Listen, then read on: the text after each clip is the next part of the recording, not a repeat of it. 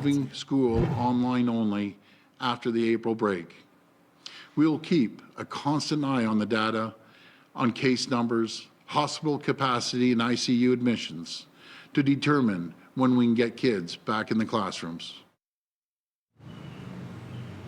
Good evening. No in-school learning after spring break and no return date set either.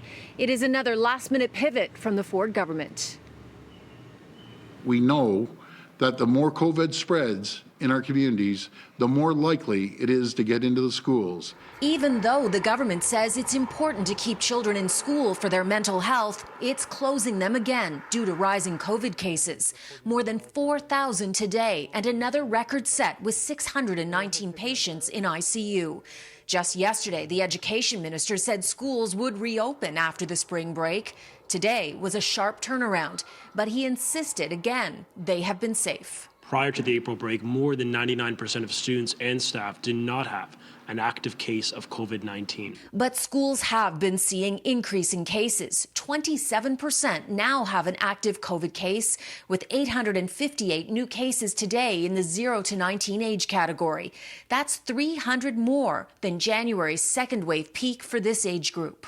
Schools actually should have been closed for quite some time now. As of right now, we've seen 14,500 cases inside of schools between staff members and also students. That's 14,500 cases that have been inside of schools. Sometimes we also see transmission that happens secondary to school cases. Those don't get counted. Sometimes we see transmission which happens following a cohort that has actually been sent home. Those don't get counted as well. So that 14,500 cases that we have seen in schools to date is the bare minimum number that we've actually seen.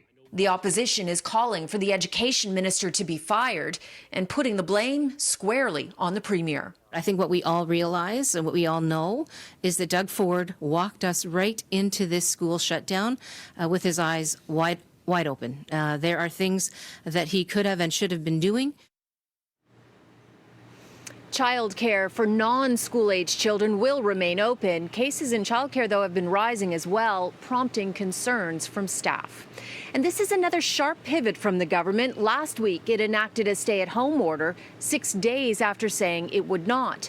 Doug Ford is blaming fast-moving variants, but the government had been warned repeatedly by health experts and its own science advisory table that Wave 3 could be brutal. It's taking a lot of criticism. It underestimated the severity. In fact, just over 2 weeks ago, it announced hair and nail salons could open in hot zones Toronto and Peel as of today. That is clearly not happening.